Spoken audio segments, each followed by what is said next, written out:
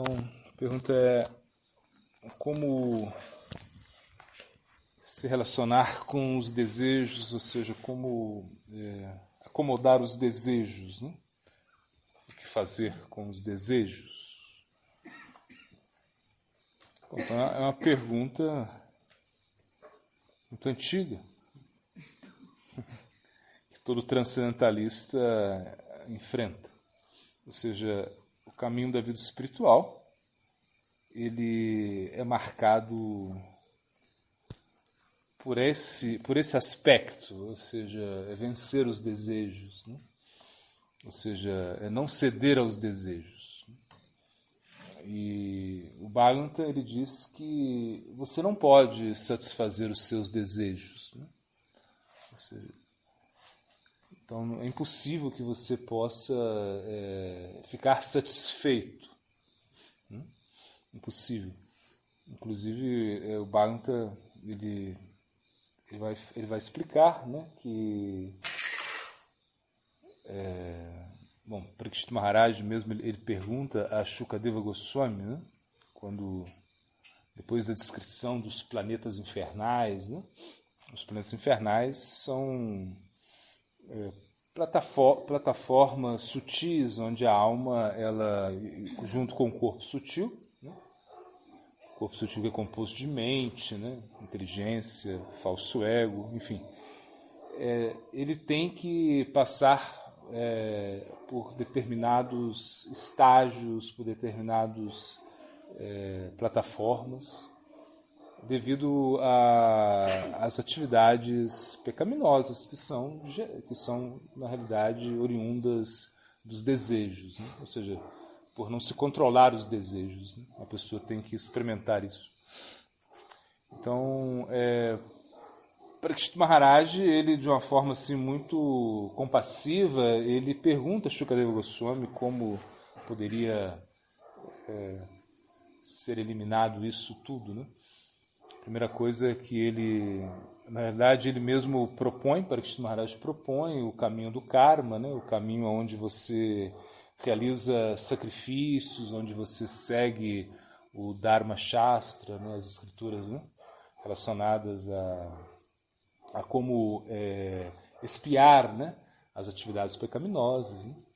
Mas, na realidade, Parikshit Maharaj, ele pergunta, e Shukadeva Goswami, na verdade, Shukadeva Goswami, ele oferece essa resposta, mas Parikshit Maharaj, ele já rejeita isso, né? Porque isso não funciona. Porque o desejo ainda vai existir, ainda que você expie, né, suas atividades, né, pecaminosas, ainda vai haver o desejo por cometer, ou seja, você vai ser levado, arrastado pelos seus desejos. E aí depois ele dá, Shukadeva Goswami, ele dá o caminho do Jnana, né, o caminho onde você não atua, onde você realmente se anula de certa maneira. Esse é o caminho do Jnana, né? Um caminho onde você não quer nenhum movimento, onde você não quer realizar nada, mas mesmo assim, Parikshit Maharaj também ele rejeita isso, porque ele diz, ainda assim, vai haver, o desejo ainda vai estar aí, né? ainda vai estar aí.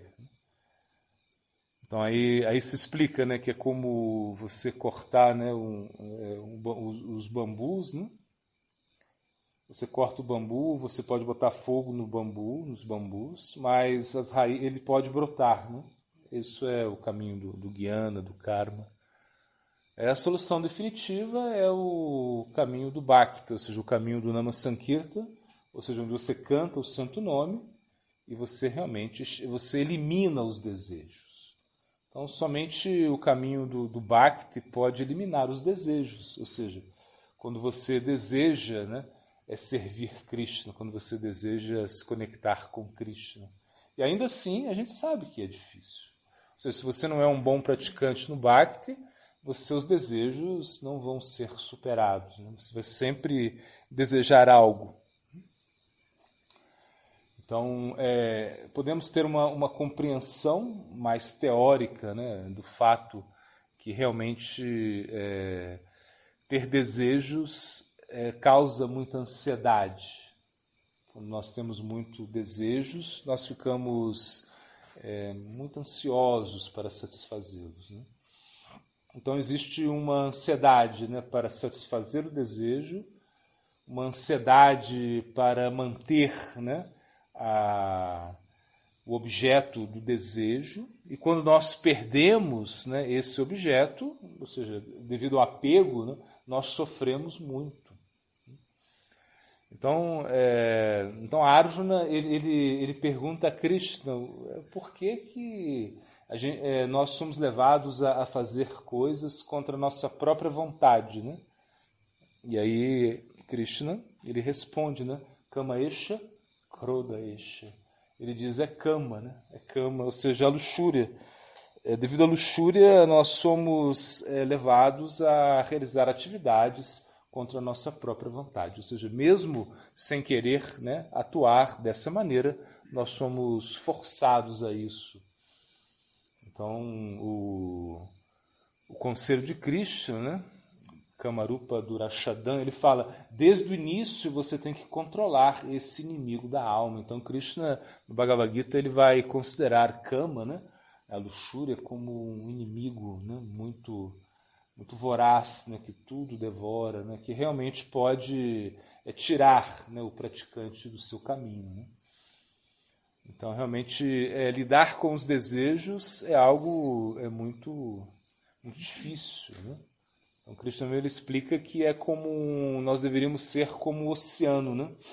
Porque o oceano ele recebe, né, todos os rios, né, e o oceano ele não se modifica, né? Então, essa é a perfeição. Ou seja, mesmo estando diante de dos objetos dos sentidos, dos vishayas, mesmo estando diante de tantas coisas que atraem, né, a nossa mente, né, os nossos sentidos, que agitam os nossos sentidos, nós deveríamos ser impassíveis, né, para isso, né? Então, o Bhakti, através do Bhakti, isso é possível. É possível realmente vencer os desejos, controlar os desejos, né? Ou seja, tolerar esses impulsos, como diz Rupa Goswami. Ou seja, você pode ter um impulso muito grande, né, para falar coisas, você pode ter um impulso muito grande para querer comer muitas coisas saborosas, ou comer excessivamente. Você pode ter um impulso muito grande para satisfazer, gratificar os genitais. Isso é como o que Rupa Goswami explica no Upadeshambrita, né? Vachovega, Manasaha, Krodha Vega, Diva Vega, Dharapashta Vega, Etam Vega de Ovishareta dirá, Sarvam Apinam Prithivim Sa Syat. Ele diz, se você tolera nesses impulsos, né, da língua, da ira, né, da mente, do estômago, dos genitais, enfim, você pode até ser guru, né? Ele fala. Então, realmente, aí tudo está nesse ponto, tolerar os desejos, né? Então, se você quer praticar o Bhakti, você tem que tolerar esses desejos, porque se você não tolera isso, se você não vence esses desejos vão vencer você. Então, por isso, o transcendentalista ele está sempre disposto a tolerar os seus desejos, né? Ou seja, ele está sempre lutando contra isso, né? Então, isso se explica que é como uma ação sobre-humana, é como ser um super-herói, né? Se você realmente quer ser um super-herói, você deve tolerar os seus desejos. Então, você está superando a si mesmo, conhecendo a si mesmo. Porque o que é o mais difícil é isso, é conhecer a si mesmo e superar a si mesmo, superar essas tendências, superar tudo isso que realmente nos arrasta, mesmo contra a nossa vontade. Claro, como eu digo, você pode ter uma noção, né, que realmente isso não é bom, né, como o Bhagavad Gita mesmo ele diz, né, Jehi Sansparsham Adhyaboga Dukkha Jana Evateya Diyanti Vanta Kunteya Nateshura Mate Bhutaha. Ele diz, Realmente, se uma pessoa quer desfrutar, se uma pessoa quer satisfazer os seus desejos, né, ela pode experimentar uma felicidade no início, mas depois ela vai ter muito sofrimento. Então, a satisfação dos desejos, ela traz sofrimento, naturalmente, porque você entra num campo de exploração. Satisfazer os desejos significa querer explorar, querer vencer, querer ser mais forte do que o outro, né? Isso é satisfazer os desejos. Isso é, de certa maneira, consciência animal. Então, toda vez que nós estamos, né, satisfazendo os nossos desejos, dizendo sim aos nossos desejos, nós estamos na plataforma da consciência animal. Né? Porque o único desejo que nós deveríamos ter é o desejo de satisfazer o desejo de Krishna. E aí está a chave para que possamos mudar o nosso foco. Ou seja, deixar de desejar a matéria, deixar de desejar o plano objetivo da consciência para desejar viver no plano subjetivo da consciência, como disse Sri Maharaj. Ou seja, isso é como a transição, né, de vida animal para a vida humana. Quando você está na vida humana, você atato Brahma Jignasu. Isso significa agora você tem que indagar. Agora você está na vida humana, então você deve indagar sobre a verdade. Isso é vida humana. Quando você realmente tem outro desejo. O desejo de sair do mundo material. Imagina, Krishna ele mesmo diz Maupiteya Purnajama Dukkhalayam Ashvajvatam, né? Ele diz, esse mundo, né, ele diz, Arjuna, esse mundo que tem muitas misérias, esse mundo que é temporário, né? Ou seja, um mundo muito temporário, né? Ou seja, se você chega à minha morada, você não tem mais que voltar aqui. Assim diz Krishna. E Krishna, ele também está falando, né? Brahma Bhuvana Lokana Purna Vartno Arjuna Maupiteya Purnajama Dukkhalayam Ashvajvatam. Ele diz, se você realmente pensa, né, nos planetas, nos sistemas planetários, né, desde o planeta do Senhor Brahma, Brahma Bhuvana Lokana Purna Vartno Arjuna Maupiteya Tukonteya Purna Jamana Jayate. Ele diz, se você, desde o planeta do Senhor Brahma, né, até o planeta inferior, o mais baixo, é um local de nascimentos e mortes, assim diz Krishna. Então não adianta você querer estar num local onde os seus desejos podem ser satisfeitos de uma maneira muito extensiva, né? Onde você pode comer qualquer coisa, digerir qualquer coisa, onde as pessoas são maravilhosas, lindas, onde se vive muito tempo, onde a saúde, onde não existe problema de saúde nem de velhice. Não adianta morar no Swarga, porque você vai ter que voltar para os planetas intermediários, para os planetas inferiores. Né? Então isso é o samsara, isso é estar vivendo no mundo de desejos. Então Krishna, o que ele diz? Ele diz que nós devemos transcender esses desejos. Né? E claro, nós podemos ter desejos e esses desejos, eles nos atam, né, a esse mundo material. E quando nós vemos nessas grandes personalidades, né, que realmente deixaram de desejar, né, como por exemplo o Senhor Buda, né, depois que ele experimentou, né, que realmente esse mundo era o mundo da morte, Mritloka, ou seja, Mritloka significa o mundo da morte. Então, o Senhor Buda, que foi criado assim um regime principesco, onde ele realmente não experimentava nenhuma miséria, onde ele não via nada ruim, onde ele não via nada feio, onde tinha somente coisas boas. Em algum momento, o Senhor Buda ele viu, né, uma pessoa sendo levada a um crematório, e aí ele vai embora. Ele diz que realmente, ele pensa que realmente não valia a pena ficar nesse mundo material. Então ele sentou para meditar. Então, e assim nós entendemos o pensamento de um transcendentalista. Ele está completamente apegado à ideia de viver num plano sem desejos materiais.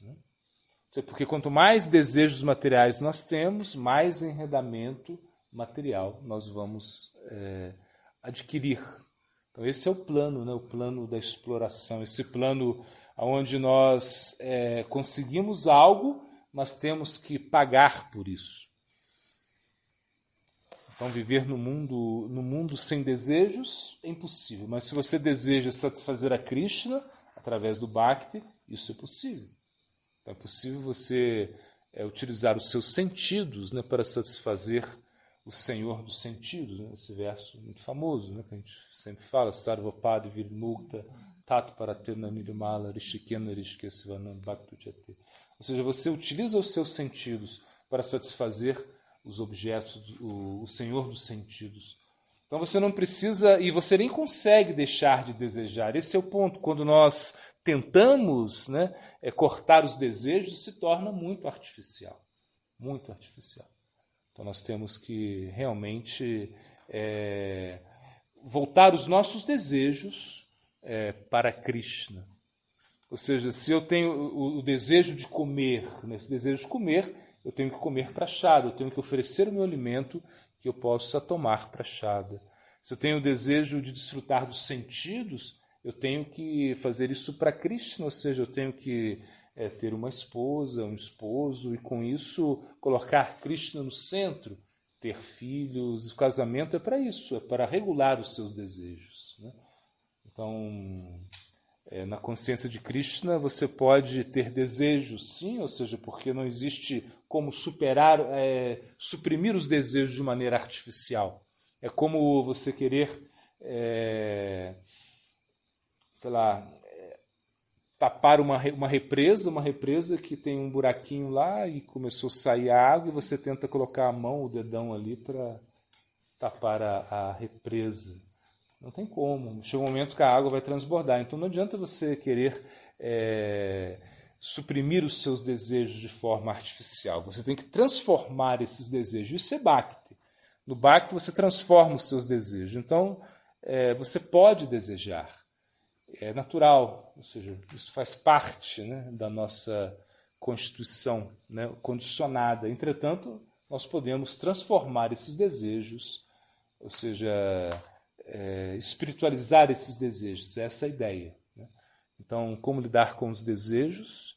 Entregando tudo para Krishna. Então, você pode ter tudo, né, para Krishna, você pode estar conectado a Krishna e, ao mesmo tempo, purificando os seus desejos, né? Então, aos poucos, você vai queimando esses desejos. Então, o Bhakti é muito poderoso. Ele acaba eliminando, né, todos esses desejos de uma forma, ou seja, quando você purifica isso, né? Então, quando Krishna mesmo ele diz, né, você me oferece algo, eu aceito isso e eu purifico esse elemento, né? Patrampushpam falantoyan jome bhakta prayachati taham bhakti upairitam ashnami prayatat namaha. Então, Krishna fala, me oferece folha, fruta, água, coisas simples. Eu aceito isso, desde que seja com amor e devoção. Então, o amor e a devoção, elas vão purificar esse nosso comprometimento com a matéria. Porque nós não podemos viver sem a matéria. A matéria ela é real, ela existe, nós temos uma conexão, né, com Maya, com essa energia material, e nós temos que conviver com isso. Não tem como deixar de desejar. A única maneira é transformar esses desejos, né? Bom, e aí para responder outra pergunta, que é a mesma pessoa, parece que é outra pessoa, que enfim, está conectada, não está conectada à pergunta, mas é uma pergunta que a gente pode responder de maneira mais simples. Ela pergunta porque ela tem muita sensibilidade, né, no campo sutil, né? Então, como lidar com isso, né?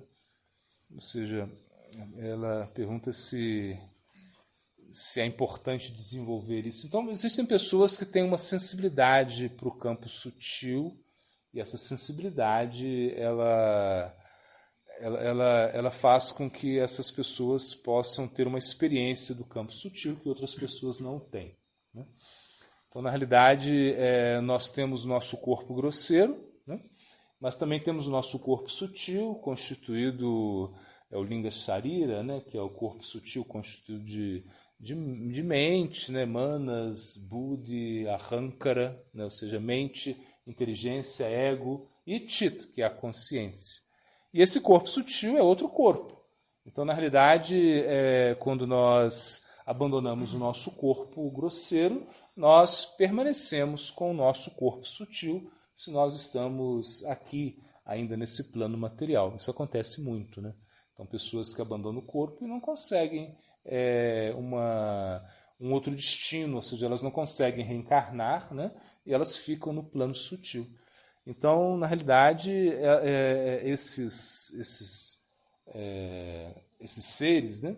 Esses seres sutis estão aqui, eles estão em todos os locais, e muitas pessoas têm um contato com eles, ou seja, elas conseguem perceber, ver, né? Ou seja, ter alguma relação com eles, assim. E isso às vezes pode assustar, ou às vezes a pessoa pode se sentir inclinada a desenvolver isso. Essa é mais que ela pergunta, como desenvolver isso, se é bom ou não. Então, na realidade, se você conhece já o processo do Bhakti Yoga, né, é melhor não se desenvolver nesse plano sutil. É melhor entender que isso, né, ou seja, essa facilidade que você tem de ter contato com os elementos sutis, ou seja, com esses seres, simplesmente devido a um karma que você tem. Isso não é nada tão especial assim.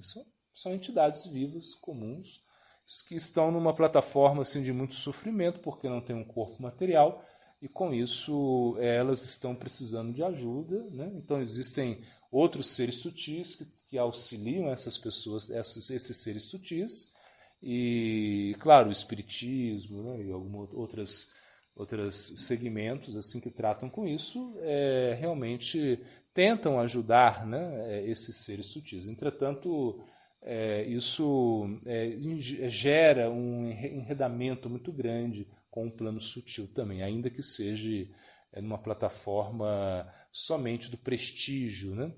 Ou seja, onde se dá ajuda a esses seres sutis e essas pessoas no plano sutil se tornam cada vez mais famosas. Então é outro plano, outra dimensão, mas que é muito, muito forte. Então, se nós já temos contato com a Bhakti Yoga, não deveríamos estar muito interessados em desenvolver esse campo, né, que vai cobrar o seu preço. Então, o melhor seria continuar cantando Mahamantra, orar o Senhor Nishinra, e simplesmente tolerar isso, né? Entender que isso é um karma seu, que você não precisa desenvolver isso, ou seja, você não precisa aperfeiçoar isso, não precisa procurar outro segmento, né? Assim, religioso, que vai desenvolver esse lado sutil. Isso é uma coisa que deve ser evitada, entendendo que somente é um karma, que você tem que tolerar isso e tentar praticar o máximo possível, porque muitas vezes o que acontece é que, devido à prática, né, intensiva, as pessoas acabam, ou seja, os devotos que têm essa sensibilidade acabam perdendo essa sensibilidade, acabam deixando, né, de sentir, perceber e ver esses seres sutis, o que torna a sua vida muito mais tranquila. Loura Premanente.